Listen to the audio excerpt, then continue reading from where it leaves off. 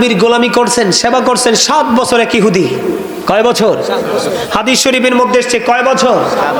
7 বছর এক ইহুদি নবীজির গোলামি করলো। পরে ওই বাচ্চাটা, সেই ছেলেটা অসুস্থ হয়ে গেলেন, মারা যাবে। আমার দিকে তাকান না একটু। বা ছেলেটা মারা যাবে, নবীজি ছেলেটাকে দেখতে গেলেন, পাশে তার বাবা দাঁড়িয়ে আছে। যখন বাবাটাকে দাঁড়িয়ে থাকতে দেখলেন, ছেলে কিন্তু মৃত্যু শয্যায় চলে যাবে, রাসূল বুঝতেছেন। আল্লাহকে একটা ডাক দিয়ে বলেন, আল্লাহ গো, 1 বছর 2 বছর নয়, 7 বছর আমার জুতা মুছেছে, আমার গোলামি করেছে। যদি ইহুদি, আমি নবী চাই না সেই ইহুদি হয়ে মারা যাক। আল্লাহর কাছে দরখাস্ত দিতে দেরি রে, মৃত্যুর আগে ইহুদি মুসলমান হয়ে মারা গেছে নবীর কারণে। একটু আগে আমি তো বলেছি, আল্লাহ বলেছেন উইদ্দাত লিল কাফিরিন, কাফেরদের জন্য জাহান্নাম। তোদের জন্য তো জাহান্নাম নির্ধারিত করা আছে, কিন্তু একটা এক্সাম্পল স্বরূপ বললাম, নবীর ছোঁয়ায়, নবীজির সাথে সংযুক্ত হওয়ার কারণে ইহুদি মৃত্যুর আগে ঈমান নিয়ে কবরে চলে গেছে। আর আপনি আমি তো নবীর উম্মত, আমাদের জান্নাত তো আরো সহজ।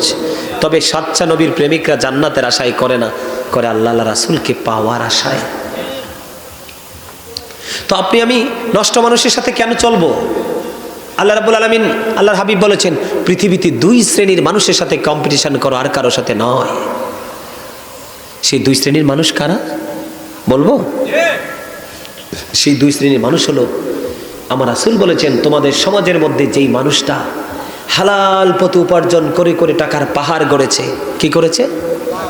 টাকার পাহাড় গড়েছে।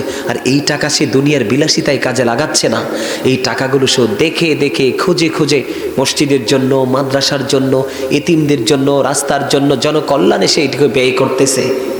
ওই বড় লোককে তুমি ফলো করে তার মতো হওয়ার স্বপ্ন দেখে কাজ করো। সুবহানাল্লাহ। সমাজের মধ্যে শিক্ষিত মানুষের অভাব নাই, তবে সুশিক্ষিত মানুষের যথেষ্ট অভাব রয়েছে। আমার রাসূল বলেছেন, তোমার সমাজের মধ্যে সুশিক্ষায় শিক্ষিত একজন মানুষ, সে তার এই সুশিক্ষার আলো সমাজের মধ্যে, জাতির মধ্যে ছড়িয়ে দিচ্ছে। মানুষ শিক্ষার আলোর ছোঁয়ায় অন্ধকারাচ্ছন্ন পরিবেশ ছেড়ে আলোর দিকে ছুটে এসেছে। ওই সমস্ত মানুষগুলোকে দেখে দেখে তোমরা কি করো? নিজেদের জীবনকে গঠন করার চেষ্টা করো, তার সাথে কম্পিটিশন করো। এখন এই 2 ব্যক্তির সাথে কি আমাদের কোনো কম্পিটিশন আছে? 2 ব্যক্তির ধারে কাছেও আমরা নাই। আমরা আছি, একজনের ছেলে চলে গেছে ফ্রান্স, আমারটা যাবে কানাডা। আরেকজনেরটা গেছে কানাডা, আমারটা যাবে লন্ডন। আরেকজনেরটা গেছে লন্ডন, আমারটা যাবে আমেরিকা। কম্পিটিশন। কেউ তো 5 ঘন্টা জমিন কিনে ফেলেছে, টাকা কোত্থেকে আসবে সেটা দেখার সুযোগ নাই। আল্লাহর হাবিব বলেছেন, কিয়ামতের পূর্বক্ষণে মানুষ কি হারাম খাচ্ছে না হালাল খাচ্ছে সেটার তোয়াক্কাই করবে না। এটাই কিয়ামতের আলামত। আল্লাহ রাসূল বলেছেন, characterless people will come in national power. নবী বলেছেন, কিয়ামতের আগে চরিত্রহীন লোক ক্ষমতায় আসবে। প্রত্যেকটা সমাজে অসৎ মানুষের হাতে ক্ষমতা। আমার ঠিক কয় না? কি ঠিক কইতে পারেন না? না ভুল কইলাম? কিয়ামতের আলামত। হাদিস শরীফের মধ্যে এসেছে, the music and musical instrument will be increased. কিয়ামতের পূর্বক্ষণে গান বাদ্যযন্ত্র বেড়ে যাবে, কিয়ামতের আলামত। They will listen their wives. রাসূল বলেছেন, কিয়ামতের পূর্বক্ষণে সন্তানেরা মাকে মূল্যায়ন করবে না, মাকে ভালোবাসবে না, বউয়ের কথা শুনবে। কার কথা শুনবে? এটা এতটাই ডাইনি, আমার দিকে তাকান, এটা এতটাই ডাইনি, প্রত্যেকটা ঘরে ঘরে বউ নামের ডাইনি ঢুকছে এখন। বিয়ের পরই বাবা মা ভাই বোন থেকে ডিভাইড, পুরো আলাদা। না ভুল বলছি? শোনেন, যতই বউয়ের পিছনে পিছনে দৌড়ান, বউয়ের পায়ের নিচে জান্নাত নাই, বরংস বউয়ের জান্নাত আপনার পায়ের নিচে। বউয়ের জান্নাত কোথায়? The wives under the feet of the husband. স্বামীর পায়ের নিচে স্ত্রীর জান্নাত। তার মানে কি হুজুর পায়ের নিচে করলে জান্নাত পাবে? না। অনেক বোকা আছে আমাদেরকে এরকম প্রশ্ন করে, ও মা ওয়াজ একটা মন হয়েছে তো আরেকটা। এই মোবাইলটা বের করি আপনাদেরকে দেখাই আমরা কত প্রেসারে থাকি। আমি আরেকটা ওয়াজ মন হয়েছে, ওয়াজ করতে করতে এতক্ষণ তো কল রিসিভ করতে করতে আইসি, এখন পর্যন্ত 24টা ঢুকছে কল। কয়টা ঢুকছে? শান্ত কয়টা ঢুকছে? মোটামুটি 24টা ঢুকছে, আরো থাকলে আরো ঢুকবো ইনশাআল্লাহ। আমি আপনাদেরকে একটা জিনিস দেখাই, হাসি খুশি ভাবে আপনাদেরকে কথাগুলো বলছি যেন আপনাদের মোড়টা যেন নষ্ট না হয়। আসলে কিন্তু আমার কষ্ট হচ্ছে, এই জায়গাটা আমার সবচেয়ে জীবন দেহের সবচেয়ে প্রিয় জায়গা, এই জায়গাটা আল্লাহ যেন ভালো করে দেয়, আমিন কর। একটা ছেলে, আমি দেখাই আপনাদেরকে, বাবা মা কতটা নষ্ট হইলে এই কাজটা করতে পারে, আমি এটা আপনাদেরকে বোঝানোর জন্য বলছি। ছেলেটা আজকে নোয়াখালী থেকে আমার কাছে মেসেজ লিখছে যে হুজুর একটা কথা আছে, আমার মনে অনেক দুঃখ। কি দুঃখ? কয় হুজুর দুঃখটা হলো আমি চাই না আমি যৌতুক নিয়ে বিয়ে করতে। কি করতে? আমি চাই না আমি যৌতুক নিয়ে বিয়ে করতে হুজুর, কিন্তু দুঃখজনক হলেও সত্য, আমার পিতামাতা বলছে আমাকে যৌতুক ছাড়া বিয়ে করবে না। এই যে দেখেন, আমি পড়ে শোনাই।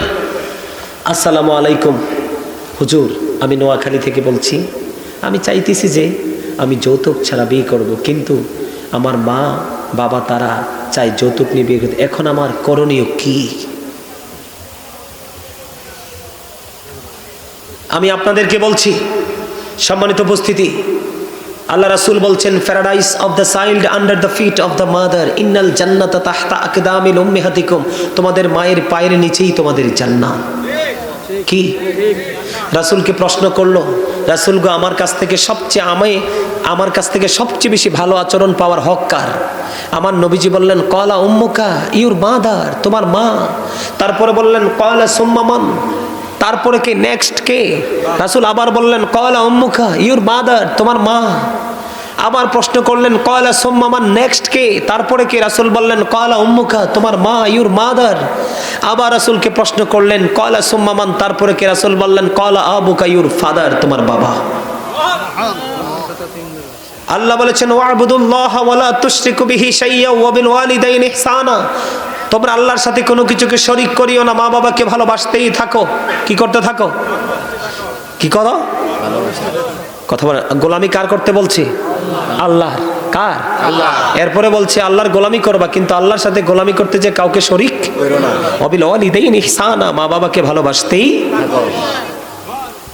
এখন এই মা বাবা যদি সিদ্ধান্ত নেয়, ছেলেটা কি করবে? সম্মানিত উপস্থিতি, মেয়েদের ক্ষেত্রে এই যে বাংলাদেশে যে একটা অপসংস্কৃতি প্রকাশিত হয়েছে, চলমান হয়ে গেছে, 10টা 20টায় গাড়ি নিয়ে যাওয়া, এটা শরীয়ত সম্মত নয়, ইসলামের বিপক্ষের অবস্থান নিয়েছি আমরা। আপনারা কেন বোঝেন না? একটা বাবা মেয়েটাকে কোলেপিঠে করে মানুষ করে সুশিক্ষা শিক্ষিত করে চিরদিনের জন্য আপনার ঘরে তুলে দিচ্ছে, এটাই আপনার জন্য বড় পাওয়া। মেয়ে তো নয়, মনে হয় যেন অভিশাপ। এটার জন্য প্রত্যেকটা বাবা মাকে জাহান্নামে যেতে হবে, প্রত্যেকটা ছেলের বাবা মাকে জাহান্নামে যেতে হবে। যৌতুকটা এতটা নিকৃষ্ট, প্রস্রাব লাগলে কি শরীর নাফাক হয় না? ঠিক ওই প্রস্রাবের চাইতেও আরো নিকৃষ্ট যৌতুক, টোটাল হারাম। কি কথা বলেন না কেন? টোটাল কি? এখন তো শিক্ষিত অসভ্য বের হইছে।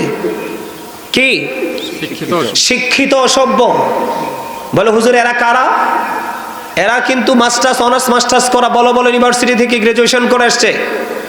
কিন্তু অসভ্য কেন বললাম? ওরা বলে আমি টাকা টোকা কিছু চাই না, রুমটা খালি আছে। আপনার মেয়ে আইসা খালি রুমে কেমনে থাকবো? তার মানে আমি আঙ্গুল দিয়ে খাইছি না, দাঁড়া দিয়ে খাইছি। কি দিয়ে খেয়েছি? আল্লাহ রাসূল বলেছেন, আমার দিকে তাকান, তোমরা যখন মেয়ে বিয়ে করাবে দলবল নিয়ে, তোমরা মেয়ের বাড়িতে দলবল নিয়ে তোমরা যেও না।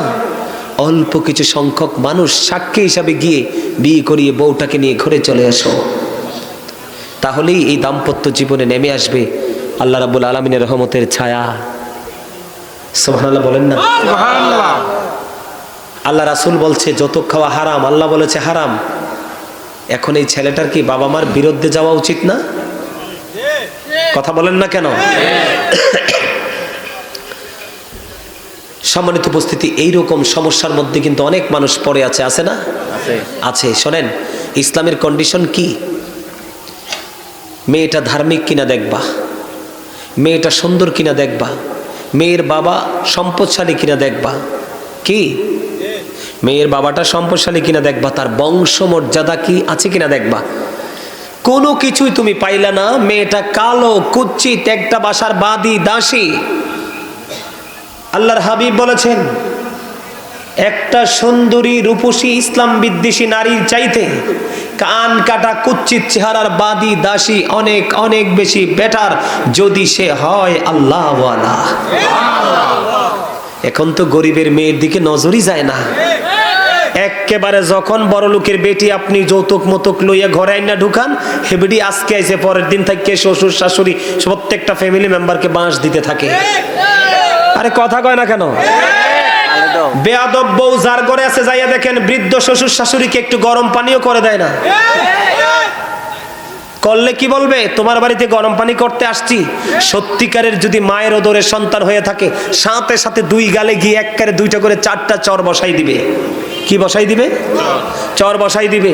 এখন সাথে সাথে হেবিডি ফোন করবে বাবাকে, বাবা তোমার জামাই আমারে মারছে, আমি তার ভাত খাবো না। মিটিং বসবে, কাবিন দিছেন 10 লাখ। ওই যে আবেগে পড়ছেন, কিসে পড়ছেন? কাবিন দিয়েছেন কয় লাখ? আরো জোরে। আমাদের পিতামাতার বিয়ের কোনো কাবিনই ছিল না। আদম পড়ছে 10 বার, হাওয়া পড়ছে 10 বার। নবীজির প্রেমের বিয়ের, আদম হাওয়ার বিয়ের কাবিনের মহরানা ছিল নবীজির প্রেমের দরুদ 10 বার 10 বার। আর আপনি কোন সলিমুদ্দিনের ফলা কলিমুদ্দিন? কে আপনাকে বিধান তৈরি করে দিল যেই বেটা কন্ডিশন দিবে 10 লাখ বিয়ে করাইতে হবে 10 লাখ দিয়ে, আপনি সেইবারে সীমানাও যাবেন না, দেখবেন অটোমেটিক্যালি আপনার ঘরে প্রেজেন্টেশন হিসেবে চলে আসবে। আমি কি বললাম না খারাপ? হ্যাঁ, আমার চোখের দেখা বৃদ্ধ বাবা মাকে, ছেলে পুলিশে চাকরি করে, ছেলে বড় বিজনেসম্যান, ছেলে বিদেশ থেকে এসেছে, মা বাবার হৃদয়ের তোয়াক্কাই করে নাই। এই আমার দিকে তাকান। সন্তান আল্লাহর হাবিবকে একদিন প্রশ্ন করলো এক জনক ব্যক্তি, ইয়া রাসূলুল্লাহ, আমার বাবা আমার সম্পদকে নিজের মতো করে খরচ করে। আমার নবীজি ডাক দিয়ে বলে, তোমার সম্পদ নয়, তোমার সম্পদ এবং তুমি দুইটাই তোমার বাবার সম্পদ, যা মন চায় তা করতে পারবে। কিন্তু এত গুরুত্বপূর্ণ জায়গায় থেকেও বাবা তো চলে যাবে, সন্তানের জন্য এক অভিশাপ ঘরে দিয়ে দিল। কাবিন কত? 10 লাখ। কয় লাখ? সুন্দরীর প্রেমে পড়ছেন, বড়লোক বিল্ডিং দেখে পাগল হয়ে গেছেন, কাবিন দিয়েছেন 10 লাখ। মিটিং বইছে, বউ দিতে হইলে কিন্তু মহারানা দিতে হবে, এটা ইসলামের আইন বিধান, এমনি দেওয়া যাবে না। 10 লাখ। এখন আপনার তো নাই ঘোড়ার ডিম 2 লাখ টাকা। কি কথা কয় না? আপনার কাছে জোগাইলে 2 লাখও পাবেন না। এখন কি দিতে পারবেন? এখন বাধ্য হয়ে বেয়াদব বউয়ের সাথে হাত মিলাতে হবে। কি বউ, আই এম রিয়েলি সরি, রাগ করো না, চলো না আবার বাড়িতে। কি আজকে তো শ্বশুর শাশুড়ির সাথে বেয়াদবি করছে, কালকে ঘাড় ধাক্কা দিবে, কারণ আপনি তো আপনার ছেলেকে গেরা কলে আটকে দিয়েছেন। কোন কলে? এমন ভাবে ছেলেকে আটকে দিয়েছেন, সোনালী ভবিষ্যৎকে ধ্বংস করে দিয়েছেন। আমার কথা শোনেন, নারীদের সাথে শয়তান বেশি কাজ করে। শয়তান পুরুষকে গায়েল করার জন্য নারীকে ব্যবহার করে। হাদিস শরীফের মধ্যে এসেছে, পুরুষকে ধ্বংস করার জন্য রশি হিসাবে ব্যবহার করে শয়তান নারীকে। যেই নারী বেয়াদব, যেই নারী দুষ্টু, যেই নারী মুরব্বি মানে না, এগুলোকে আমি বলি ডাইনি। এগুলো কি কখনোই প্রশ্রয় দেওয়া যাবে? এদের সাথে সম্পর্ক রাখা যাবে? এইরকম মেয়ে 1000 কোটি টাকা দিলে ঘরে তুলবেন না। কারণ হচ্ছে কি জানেন, মানুষ গাছ লাগায় কিসের আশায়? গাছ লাগায় কিসের আশায়? গাছ তো লাগাইছেন তেঁতুল, তেঁতুল ধরছে শখ করে, মাথা ব্যথা পারছেন, পাইরা কামড় দিয়ে দেখেন মাথার চুল সব দাঁড়াই গেছে। ও আমার খোদা, মুয়ন কি ওর মু এককালে ব্যাগ কাটক কিটক। কিন্তু আপনি তো বাজারে যখন গেছিলেন বীজ কিনতে পাগল হয়েছিলেন তো? কি ছিলেন? পাগল হয়েছিলেন। মিষ্টি তেঁতুলের চারা কিনেছেন নাকি টক তেঁতুলের চারা কিনেছেন, সেইটাকে কম্পেয়ার করার সুযোগ আপনার ছিল না। এই কারণে আপনি গাছ লাগাইছেন, তেঁতুল গাছ, তাও টক, এটা আইসেও টক, দাঁত মনে হয় যে খুলে পড়ে যাবে। ঠিক তেমনি বউ মানেই হলো আগামী প্রজন্মের স্বপ্ন দেখা। বউ মানেই হলো কি? কথা কয় না, নেক্সট জেনারেশনের স্বপ্ন দেখা। তার মানে আপনার সন্তান আসার সম্ভাবনা আছে না? আছে। আরো জোরে বলেন না কেন? আছে না নাই? আছে। মানে আপনার বাড়িতেও বাজছে মিউজিক, ছেলের বাড়িতে বাজছে মিউজিক, মেয়ের বাড়িতে বাজছে, ঢোল বাজতে বাজতে দুজনে এক হইছেন। এখন বাচ্চা যখন এটা এত ফাকনার ফাকনা, এটারে ওয়াজ দিলে শোনে না, গজল দিলে শোনে না, এটারে মিউজিক দিলে ফাকনার মতো ছায়া থাকে। ওই যে বললাম তেঁতুলের চারা কিনেছেন, এখন একেবারে পাকাপোক্ত তেঁতুলে এসেছে, হাজার চেষ্টা করলো ভদ্র বানানো যাবে না। ঘরে ঘরে ধ্বংসস্তূপে পরিণত হয়েছে একমাত্র নারী, আবার সেই নারীর মধ্যেই আছে এমন নারী যার আলোতে শুধু ঘর নয়, তার পুরো বাড়ি, তারপরও মহল্লা আলোকিত। এই প্রত্যেকটা বাবা ছেলের ক্ষেত্রে ভদ্র মেয়ে খোঁজেন, একটা বার নিজের বিবেককে প্রশ্ন করেন আপনার মেয়েকে কি আপনি ভদ্র বানিয়েছেন কিনা। আপনি যদি আপনার মেয়েকে ভদ্র বানাতে পারেন, প্রত্যেকটা বাবা যদি তার কন্যাকে ভদ্র বানাতে পারে, তখন ভদ্র বউয়ের জন্য কোনো টেনশন করতে হবে না, অটোই তো চলে আসবে। আপনি মেয়েকে পাঠাই দিয়েছেন পেন্সিল শু লাগাইয়া, কপালে বড় টিপ দিয়ে, 7 কাটিনের জামা পরে, ডিজিটাল পোশাক পরে, টিশো জামা পরে, তার বডি দেখা যায়, সে করতেছে শুটিং। আর বউয়ের ক্ষেত্রে মোটা বোরকা পরতে হবে এমন কেন? আমার কথা কি আপনাদের বুঝে আসছে? এই প্রজন্ম থেকে আগামী প্রজন্ম, এই আমার দিকে তাকান। আমি প্রায় সময় বলি, প্রায় ওয়াজে বলি, মুরব্বীদের অন্তর আল্লাহ রাসূলের ভালোবাসায় ভরা। বর্তমান প্রজন্মের যুবক যুবতীদের অন্তর হিংসা, নোংরামি আর আত্মগরিমায় ভরা। কারণ আগেকার মা বাবাও ছিল সভ্য, সন্তানও পৃথিবীতে এসেছে সভ্য হয়ে। এখনকার বাবা মাও অসভ্য, আর তাদের বাচ্চা কাচ্চাও হচ্ছে অসভ্য। ভালো কাজে আসে না, মন্দ কাজে যায়, কারণ তাদের জন্মটাই হয়েছে মন্দ দিয়ে, শুরুটাই হয়েছে মন্দ দিয়ে। আজকে দেখবেন মাহফিলের জন্য 5 টাকা খুঁজতে বের হবে না, এটা আবার সিনেমা দেখার জন্য রেখে দিবে, সেভ করে। কারণ এখন তো টিভি প্রত্যেকের বুকে বুকে, পকেটে পকেটে। কথা বুঝেন নাই? শুধু এমবি পুরাবে। আমি কথাগুলো অত্যন্ত দুঃখের সাথে বলছি। দেখছেন নি কটা বাজে? রাত্র 12টা বাজতেছে, এখনো কল দেওয়ার দরকার আসেনি। সারাদিন রাত শুধু কল বাজতে থাকে, এটা চাইলে মনে দুঃখ লাগবে, এটা ক্লোজ করে ফেলি, ঠিক আছে না?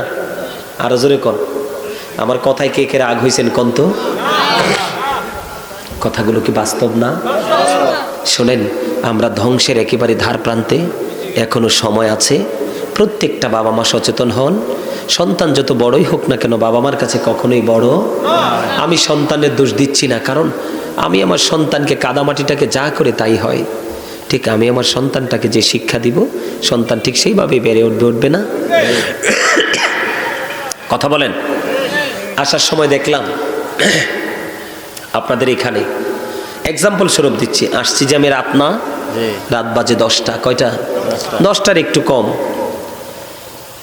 আমি দেখলাম নিশ্চয়ই বাবা হবে অথবা দাদা হবে। মেয়েটা মোটামুটি একটু, আপনারা কথাটা অন্যদিকে নিয়েন না, ছেলেদের চোখে পড়ার মতো। কার চোখে পড়ার মতো? বাবা হোক বা দাদা হোক, লজ্জা তো থাকে মানুষের চোখে। লজ্জা কোথায় থাকে? চোখে থাকে। ওনার কি বিবেকে একটা বার বাঁধলো না? তাও যদি বোরকা পরে নিয়ে আসতো মেনে নিতাম। মেয়েটার গায়ে শুধু জাস্ট জামা পরানো, চুলগুলো দেখা যায়, কি প্রাউড ফিল করতেছে, একটা মেয়েকে নিয়ে হাঁটতেছে। আসার সময় দেখলাম। সম্মানিত উপস্থিতি, আসলে কি মেয়েটার দোষ নাকি গার্জিয়ানের দোষ?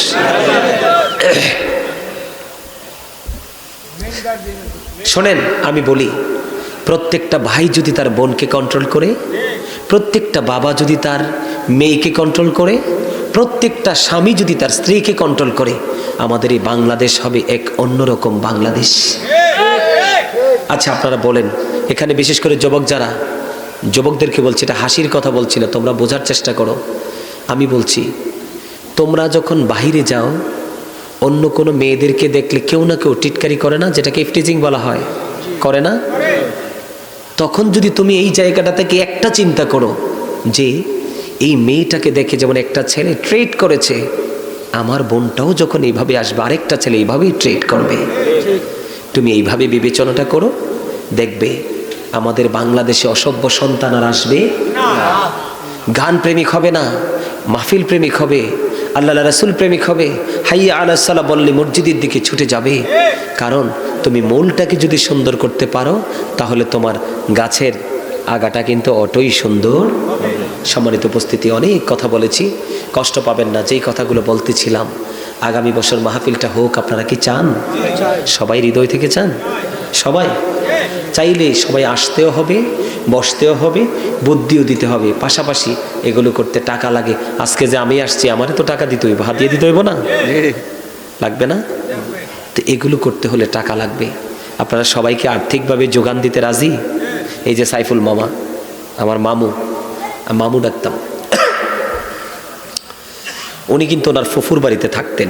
এসিসি কিন্তু ওনার ফুফুর বাড়ি থেকে, আমাদের ফকিরবাজার আলিয়া থেকে। যখন আমাদের বাড়ি তার পূর্ব পাশে, ম্যাক্সিমাম সময় কিন্তু আমরা একসাথে সময় পেলে আসতাম। আমার কিন্তু সারাক্ষণ প্রাইভেট নিয়ে ব্যস্ত থাকতাম। তো ওনাকে কেন এক্সাম্পল হিসেবে আনলাম আপনাদের সামনে?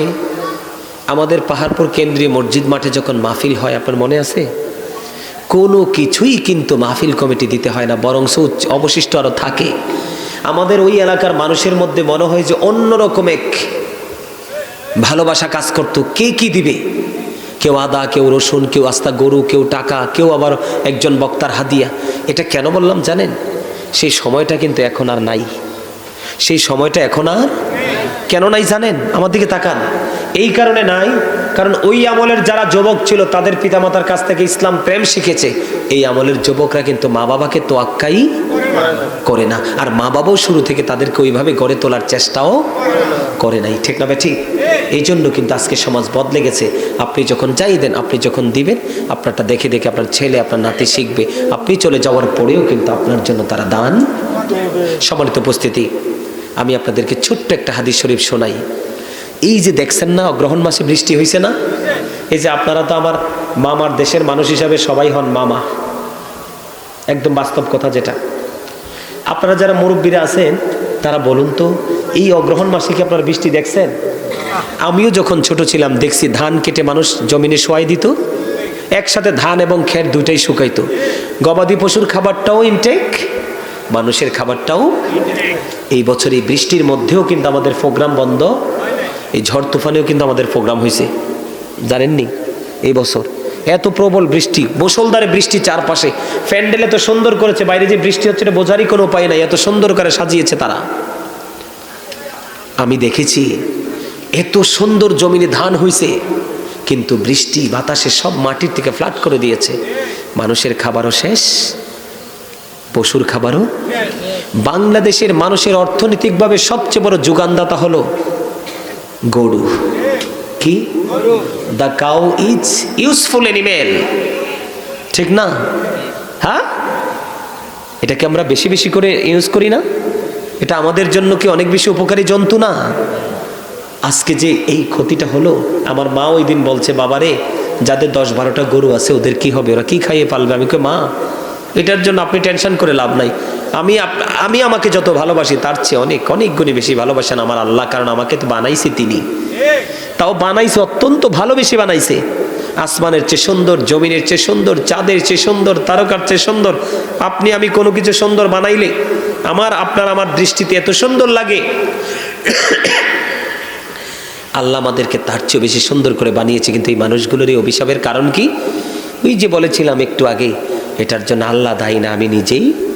যেমন আপনাদেরকে আমি একটা এক্সাম্পল দিই। বাড়ির আঙ্গিনায় কি পেয়ারা কি পাকাইয়া খাইতে পারেন? এখন একটু পাকার আগেই পোকা। কি খাইতে যাইয়া কামড় দিয়েছেন, কামড় দিয়ে নিজেই খেয়েছেন ধোকা নাকি? কি অনেক আশা করে দাদারে আর পাকা পেয়ারা খাওয়াইতে পারবেন না তো, কারণ এটা প্রচলিত হয়ে গেছে। ছোট্ট বড়ুই, আমরা যখন প্রাইমারি স্কুলে যাইতাম আশেপাশে বড়ুই গাছ থাকতো, দেখতাম এক সপ্তাহ আগের বড়ুই এক সাইড ফাইকা, একবার ফাইটটা নষ্ট হয়ে গেছে, আরেক সাইড কামড় দেখিতাম, পোকা টোকা থাকতো না। আর এখন মাটিতে পড়তে হয় না, গাছের আগাই পোকা। তার মানে কি জানেন? মানে হলো, আমি আপনাদেরকে হাদিস শরীফটা শোনাই। হাদিস শরীফটা হলো, এক ব্যক্তি পাহাড়ের উপর দিয়ে হেঁটে যাচ্ছে, যাওয়ার সময় হঠাৎ করে দেখলেন আকাশ থেকে একটা আওয়াজ আসছে, গাইবি আওয়াজ। আওয়াজটা কি? অমুকের জমিনে পানি দাও। কি দাও? অমুকের জমিনে পানি দাও। ওই যিনি হাঁটতেছিলেন তিনি বললেন, হাদিসের ভাষাটা, তিনি বললেন, আমি আওয়াজ পাইলাম, কালো মেঘ জমলো, মেঘ থেকে তাৎক্ষণিক বৃষ্টি শুরু হলো। আর এই বৃষ্টির পানিটা ব্যতিক্রমভাবে একত্রিত হয়ে একটা নালার দিকে নামতে শুরু করলো। তখন ওই পাহাড়ি লোকটা যিনি হাঁটতেছিলেন উনি আর হাঁটলেন না, উনি দাঁড়িয়ে গেলেন। উনি পানির নালার সাথে সাথে নিচের দিকে নামতে শুরু করলেন। যাওয়ার পরে দেখলেন পানিটা একটা জায়গায় একত্রিত হচ্ছে, আর একজন লোক ভেলছা দিয়ে উঠাইয়ে জমিনে দিচ্ছে। ওই পথচারী বলতেছে, ভাই তোমার নামটা কি? বললেন, আমার নাম অমক। তোমার নাম অমক? কয় ইয়েস। তখন তিনি আশ্চর্য হয়ে গেলেন, ওনাকে প্রশ্ন করলেন, ভাই তোমার জীবনে কি আমল করেছো যে আমি নিজে কানে শুনেছি তোমার নাম নিয়ে বলা হয়েছে, আকাশ থেকে একটা আওয়াজ আসলো, অমুকের জমিনে পানি দাও, সাথে সাথে বৃষ্টি শুরু হলো। কি আশ্চর্য, অদ্ভুত। তখন ওই ব্যক্তি বললেন, আমার সবচেয়ে বড় আমল হলো, আমার এই মাঠের মধ্যে যখন ফসলটা হয়, কি হয়, ফসলটা হওয়ার পরে আমি 3 ভাগ করি। কয় ভাগ? 1 ভাগ আমি আল্লাহর রাস্তায় কুরবানি করে দেই, আরেক ভাগ আমি বীজ বপনের জন্য মজুদ করে রাখি, আর আরেকটা ভাগ আমি আমার ফ্যামিলির চাহিদা মেটানোর জন্য রাখি। এর মধ্যে বোঝার জায়গা হলো, প্রথম ভাগটাই তিনি আল্লাহর কাজে ব্যয় করে দেয়। আর আপনি আমি এতটাই নাফরমান, মানুষ যদি বলে তোমার জমিনে ভালো ধান হয়েছে, এত রাগ করে মুখটা একবারে কালো করে ফেলে। ঠিক না? না ভুল বললাম? আবার বলে কি, অমুকের ছেলেটা মনে হয় ভালোই কামাই করে, অল্প দিনে বাড়িতে একটা বিল্ডিং করে ফেলেছে। আরে না, আমি কতখানতে টাকা আনছি। স্বীকারই করে না। কৃতজ্ঞতা, আল্লাহ বলেছেন ওয়াশকুরুলি ওয়ালা তাকফুরুন, তোমরা আমার প্রতি কৃতজ্ঞ হও, অকৃতজ্ঞ। ম্যাক্সিমাম মুসলমান নারী পুরুষ অকৃতজ্ঞ। আর কত বাহানায় যে সুদ খায়। হাওলাত চাইলে কয় হারামও নাই, যদি কয় লাভ দেবো, কয় দুলাভাইয়ের কটা টাকা আছে। ঠিক না ঠিক? মহিলাও তো সিটার বাড়িয়ে গেছে মিয়া, বাংলাদেশের আনাচে কানাচে। জামাইটা থাকে বিদেশ, ছেলে একটা চাকরি করে, টাকাগুলা যা জমাই রাখে। হাওলার ছেলে, বুবু বিপদে পড়ছি, দেও না। বোন, হ্যাঁ আরামও নাই, কি নাই। যখন বলে একটু লাভ দিব তোমাকে মাস শেষে, কয় আমার দুলাভাই আফার কাছে টাকা পাঠায়, ওখানে আছে, চাইলে এনে দিতে পারবো। নাউজুবিল্লাহ বলেন না। খায় কি খায় না? আরো জোরে কোন, খায় কি খায় না? এই জাতির কাছ থেকে কি আশা করা যায়? ওই আমি আসার সময় শুনছি, পীর সাহেব কেবলা বলছে 10 টাকা দিয়ে জামা কিনলে, এটা বুখারী শরীফের হাদিস, 9 টাকাই হালাল, 1 টাকা হারাম। 1 টাকা হারাম যুক্ত হলো, আপনি পাঞ্জাবি কিনলেন, যা কিনলেন কিনে নামাজ পড়লেন, রাসূল বলছে কিয়ামত পর্যন্ত নামাজ পড়তে পারবা, কবুল হবে না। হাদিস শরীফের মধ্যে এসেছে, লা তুকবালু সালাতুন বিগাইরি তুহুর ওয়ালা সাদাকাতুন বিন গুরুর। রাসূল বলেছেন, পবিত্রতা ছাড়া নামাজ কবুল হয় না, আর হালাল টাকা ছাড়া দান করলেও কবুল হয় না। আর কথা বলবো না, বলতে বলতে মামুর দেশের মানুষ রাত্র পার হয়ে যাবে, ইনশাআল্লাহ কথা শেষ হবে না।